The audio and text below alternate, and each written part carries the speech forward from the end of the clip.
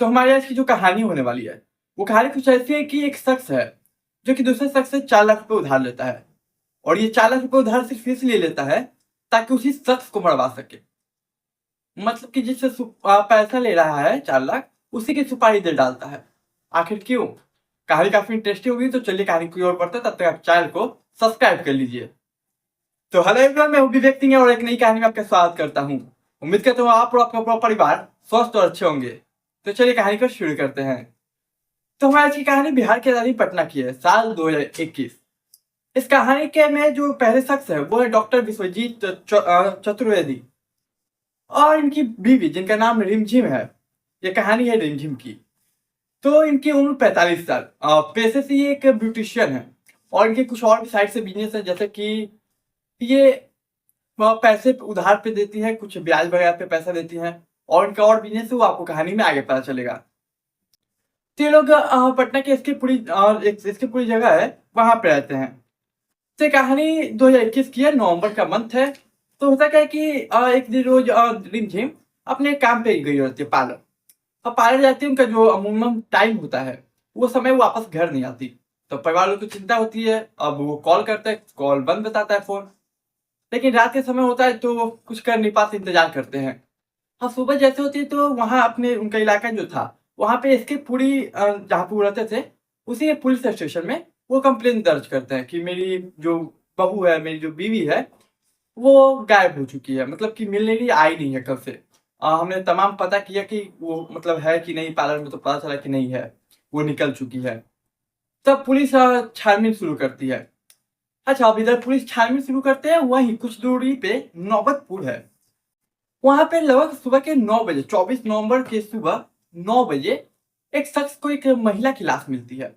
वो अब नौबतपुर की पुलिस को बताता है कैसे ऐसी लाश है। अब वहां की पुलिस उस लाश को लेती है और हॉस्पिटल भेज देती है। तो वो देखने से लग रहा था कि उस पे गोली से मारा गया है, क्योंकि 2 गोलियों के निशान थे। तब ये जो पुलिस है नौबतपुर की, वो सब जगह खबरें फैलाती है कि कोई ऐसी महिला की गुमशुदगी की रिपोर्ट आई है क्या। ज़्यादा हुलिया सारा बायोडाटा भेजते हैं सभी पुलिस स्टेशन में। तो इसके पुरी के पुलिस स्टेशन में पुलिस स्टेशन जो है, वहाँ की पुलिस उस चीज को देखती है कि ऐसा ऐसा लाश मिला है और उसको इस रिमझिम से मैच किया जाता है। तो हर चीज मैच हो जाती है, हाइट, वेट, कलर, सभी चीज मैच हो, पता चल जाता है कि जो लाश मिली नौबतपुर में, वो किसी और की नहीं बल्कि रिमझिम की है। अब पुलिस तहकीकात शुरू करती है कि आखिर कैसे मरी, क्या हुआ इसके साथ। तो सबसे पहले ये पार्लर जाती है। अब पार्लर जाती है, पूछताछ की करती है, वहाँ के जो स्टाफ होते हैं, क्योंकि पार्लर तो उसका अपना था। तो जो स्टाफ होते हैं तो पुलिस पूछताछ करती है। तो बोलते हैं मैं नहीं, मैं तो नॉर्मली वो गई थी, लगभग 3 बजे के लगभग में गई थी। और पुलिस को क्या सीसीटीवी कैमरा होता है, तो वो जांच पड़ताल करती है। तो उस जांच पड़ताल में 3 बज के लगभग 20 मिनट में दिखता है कि सीसीटीवी से एक सीसीटीवी में कैद होता है कि एक स्विफ्ट कार वो आती है गेट के बाहर और ये रिमझिम जो है उस कार में बैठ के चली जाती है। अब समस्या ये कि ये स्विफ्ट कार है किसकी, और रिमझिम, और एक बात की वो कार से कोई बाहर नहीं आता है। मतलब कि वो शख्स कौन है पता नहीं चलता है। लेकिन पुलिस इन्वेस्टिगेट करती है और उस कार के नंबर पे फोकस करती है। अब उसे नंबर से डिटेल निकाला जाता है तो पता चलता है ये कार किसी कमल का है। और फिर डिटेल थोड़ा और निकाला जाता है, पता चलता है ये कमल अब पैथोलॉजी का कंपनी है, उसमें काम करता है। ये बिहार और झारखंड का हेड है। अब पुलिस पहुंचती है कमल के पास। कमल से पूछताछ करती है कि ये कार आपकी है। बताते हैं कि एक रिमझिम शख्स है, जिससे कि वो शायद आपके कार में बैठी थी और इसके बाद वो दिखी नहीं, वो उनकी लाश मिली हमें। तो ये एक नाम लेता है, रोहित। तो अब देखिए, जब पुलिस पूछताछ करती है इस कमल के पास जाते है, उससे पहले ये भी डिटेल निकालते हैं कि आखिर ये लोग कब से एक दूसरे को, कमल और ये जो रिमझिम मरी, वो दोनों कब से जानते हैं। तो पता चलता है ये कि ये लोग एक दूसरे को जानते ही नहीं है, ये लोग अनजान है। कमल रिमझिम को नहीं जानता और रिमझिम कमल को नहीं जानता। और ये कमल की तरह पूछताछ करने से पहले वो पुलिस पता कर लेती है। अब पूछताछ के बाद जो सामने नाम आता है रोहित, वो इनका और इसका कॉमन फ्रेंड था। मतलब कि कमल और रिमझिम का कॉमन फ्रेंड था रोहित। अब रोहित को पुलिस रोहित से पूछताछ करती है, उसको उठाती है और पहले तो वो नाकानुकी करता है, लेकिन फिर वो राज उगल देता है और ये एक अजीब कहानी बताता है। और ये कहानी आप यकीन मानिए कि शायद आप भी सुन के आपके मन में कई सवाल खड़े हो जाएंगे तो कहानी क्या बताता है वो मैं आपको बताता हूँ। तो चलिए कहानी को आगे बढ़ाते हैं, तब तक आप चैनल को सब्सक्राइब कर लीजिए। तो रोहित सबसे पहले अपने बारे में बताता है। रोहित बताता है कि मुझे शुरू से ही मुझे लगता है कि मेरे अंदर कोई कमी है। लाइक मैं डिप्रेस रहता हूँ, मैं मनहूस हूँ, इस टाइप का थॉट रोहित के अंदर पहले से था। ये रोहित बताता है खुद। अब उसका जीवन चलता है लेकिन कुछ खास नहीं चलता। वो खुद को मनहूस मानता है। 2014 में लगभग ये शादी करता है। रोहित की और ये जो रिमझिम मरी उसकी एक कॉमन फ्रेंड थी पूनम। उसको भी ये सारी बातें बताता है कि देखो मैं जो भी करता हूँ कुछ अच्छा नहीं होता मेरे साथ। मैं जो काम करता हूँ उसमें घाटा होता है। अब ये रोहित कई सारे लोन पे कई चीजें सामान लिया हुआ था, और अब जो भी सैलरी इसकी मिलती थी वो देखिए सारे पैसे वो चले जाते थे इसके पास पैसे रहते थे, सारे पैसे चले जाते ईएमआई में। अब इससे परेशान रहता था, ऊपर से इससे शुरू से लगता है ये मनहूस है, ये डिप्रेशन का शिकार हमेशा रहता है। तो ये बातें सारी चीजें अपने दोस्त पूनम से शेयर करता है, और ये पूनम रिमझिम को जानती थी। तो अब 2014 में ये शादी कर लेता है। उसके बाद ये सब बातें अपने फ्रेंड्स पूनम से बताता है। तो एक रोज होता क्या है कि पूनम रिमझिम का सजेशन देती है कि काम करो, मेरी एक दोस्त है जो कि ब्यूटिशियन है। उनके पति डॉक्टर है, लेकिन ये जो ब्यूटिशियन है उसका एक और कारोबार है। मैंने आपको बताया था कि इसका एक और कारोबार है। वो कारोबार सुनिए क्या है। बोलती है कि ये रिमझिम ब्यूटी पार्लर तो चलाती है, साथ में ब्लैक मैजिक यानी कि जादू टोना करती है, काला जादू। और वो तुम्हारे जो भी मन में ख्याल आते हैं कि तुम मनहूस हो, तुम जो भी काम करने जाओ तो वो नहीं होता है, या फिर तुम डिप्रेशन में हो, वो सभी चीज का वो सभी चीज का इलाज ये कर देंगी। तो अब बोलता है कि एक बार मिल लो तुम। बोलते है कि मिल लो रोहित से। तो रोहित बोलता ठीक है। अब पहली बार रोहित मिलता है रिमझिम से पूनम के थ्रू। अब रिमझिम उसको 2 करे देती है।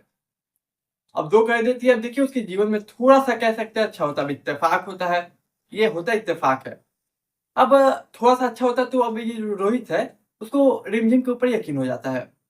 और पूनम के केवल ये एक क्लाइंट नहीं था, बहुत सारे क्लाइंट थे ब्लैक मैजिक के, जो कि ब्यूटी पार्लर में ये भी काम कर रही थी। तब रोहित वो करा लेता है, उसके कुछ अच्छे काम होते हैं, और इसके बदले में वो पैसे चार्ज करती थी कुछ। अब ये बेचारा ऑलरेडी जो पैसे आते थे वो सैलरी चली जाती थी उसके ईएमआई में, लेकिन फिर भी ये करता क्योंकि ये काम कर रहा था। तो ये अब समय गुजरते जाता है, लेकिन ये बीच बीच में दारू टोना करवाते रहता है, और रिमझिम हर बार पैसों की डिमांड करती है, और ये इस चीज से परेशान भी होता है। लेकिन जबकि कभी कभी इसका जो दारू टोना होता है या फिर जो उपाय बताती थी उससे कुछ ना कुछ फायदा होता था रोहित को कभी कभी, लेकिन जरूरी नहीं कि हर बार फायदा हो। कई बार नुकसान भी होता था, लेकिन फायदा भी होता था। तो भाई ये सिलसिला 4-5 सालों तक चला, और ये पहली बार जो रिमझिम से मिला था वो साल 2016 था। 2016 में पूनम ने मिलवाया था। अब 4-5 साल तो यही चलता है, और थोड़ा कभी काम हुआ कभी नहीं हुआ। रिमझिम के काला जादू टोना से धोखा दिया। अब एक रोज होता क्या है कि रिमझिम है वो इसको सजेस्ट करती है कि एक काम कीजिए, तुम 4 नए शर्ट लो, और कोई भी शुभ काम करना होगा तो इनमें से एक शर्ट पहन लेना और वो काम तुम्हारा हो जाएगा। अब समय गुजरता है और जब पैसे की डिमांड करती है हजारों रुपए, वो मतलब इन 4-5 सालों में वो हजारों लाखों रुपए दे देता है, हजारों नहीं लाखों रुपए दे देता है। लेकिन एक शख्स जो कि मैंने फिर बता रहा हूँ कि एक शख्स जो पहले ही तंगी से जूझ रहा है, जो खुद को मनुष्य मानता था, खुद को डिप्रेशन का शिकार मानता था कि हर बार हो जाता है मुझे डिप्रेशन। तो अब ये मीटिंग में जाता है। तब होता क्या कि एक रोज इसकी एक बड़ी मीटिंग होती है एक कंपनी के साथ, जो कंपनी काफी बेनिफिशियल होती है इसके लिए, मीटिंग अगर सक्सेस हो जाए तो। तब इसे ये बात याद आती है कि अभी हाल में जो सजेस्ट किया गया था मुझे 4 शर्ट, जो रिमझिम ने बोला था कि पहन के जाना, तो चलो वही पहन लेता हूँ। तो उसी में से एक शर्ट उठाता है और पहन के चला जाता है मीटिंग में। अब मीटिंग में पहुंचता है, मीटिंग अटेंड करता है, मीटिंग इत्तेफाक से कामयाब होता है, और ये मीटिंग का जो डील होता है वो फिक्स हो जाता है, काफी उसको बेनिफिट होता है। लेकिन देखिए 4-5 साल में इसने जो लाखों रुपए दिए, अब इसे कहीं ना कहीं महसूस होने लगता है कुछ समय बाद कि ये जो मैं करवा रहा हूँ वो गलत है, और मुझे अब शायद नहीं करना चाहिए, को रोक देना चाहिए। और ये अब निर्णय लेता है कि अब मैं काला जादू ये सब नहीं करवाऊंगा और खुद करूंगा जो करूंगा। अब कहीं ना कहीं से ये बात रिमझिम तक पहुंच जाती है कि ये अब काला जादू क्लाइंट नहीं रहेगा और ये छोड़ देगा। अब रिमझिम को एक डर सताता है कि देखो कहीं ये छोड़ दे तो मैं बाकी क्लाइंट भी धीरे धीरे छोड़ने ना लगे, क्योंकि इसका एक बड़ा बिजनेस था काला जादू। तो अब रिमझिम को पता चलता है ये बात, वो बुलाती है। अब ये आता है, वो बोलते हैं कि देखो ये अब छोड़ो मत, ये अब बहुत मेरे एक नए तंत्र मंत्र जाना है जिससे काफ़ी फ़ायदा होगा।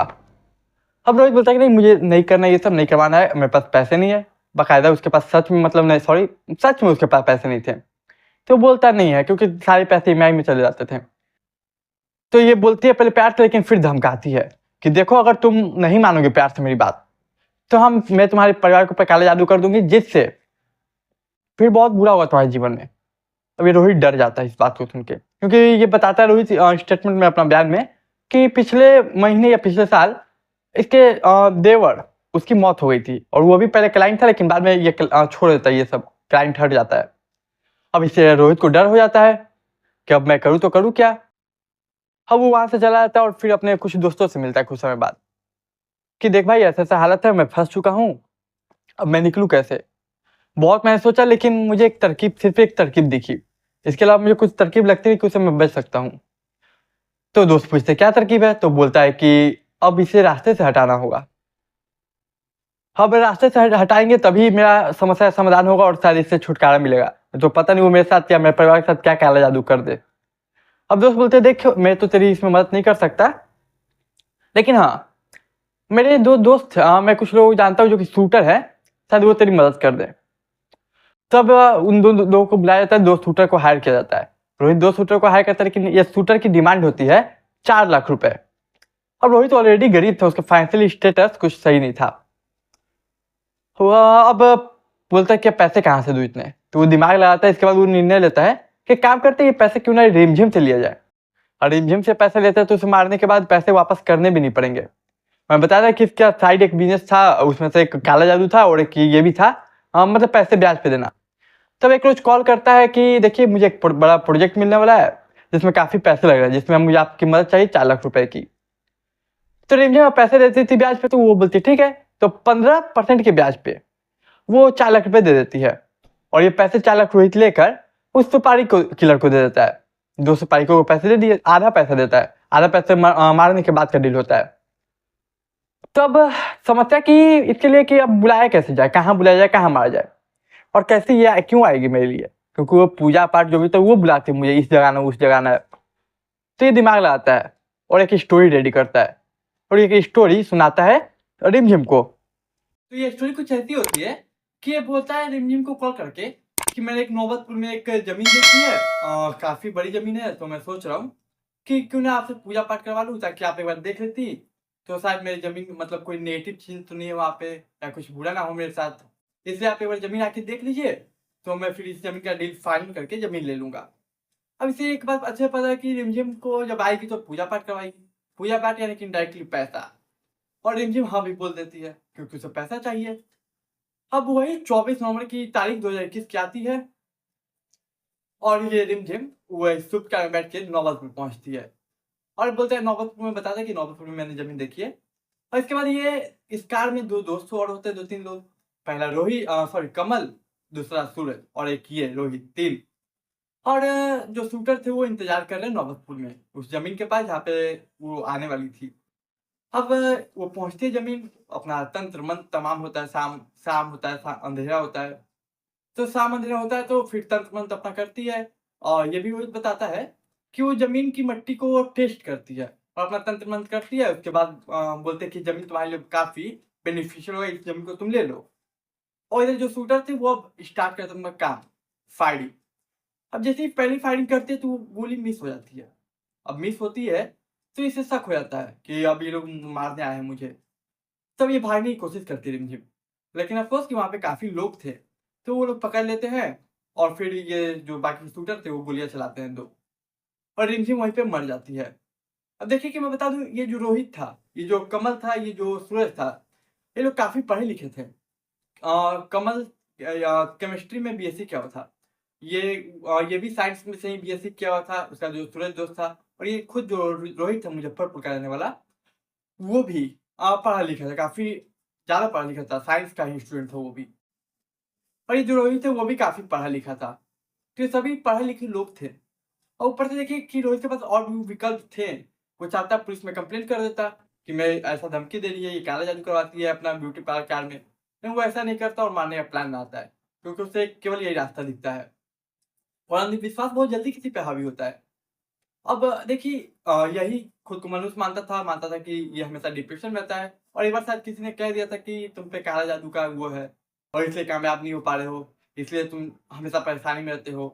और ये खुद को अपने माइंडसेट ऐसा कर लिया था कि एक मतलब मनुष्य है और इसी की वजह से वो मिलता है किससे? रिमझिम से। और रिमझिम अपना खेल जो सालों से खेल रही थी काला जादू का, उसे एक और नया क्लाइंट मिलता है। लेकिन इस बार ये जो क्लाइंट मिला वो उसकी मौत की वजह बन गया। और इस तरीके से पटना के एसके पुरी थाने ने इस मामले को पूरा सॉल्व किया। तो हमारी आज की कहानी यही थी। उम्मीद करता हूँ आपको पसंद आई हो। पसंद है तो चैनल को सब्सक्राइब, वीडियो को लाइक और अपने दोस्तों रिश्तेदार के साथ शेयर कीजिए। मैं मिलूंगा कल रात 9 बजे एक नई कहानी में।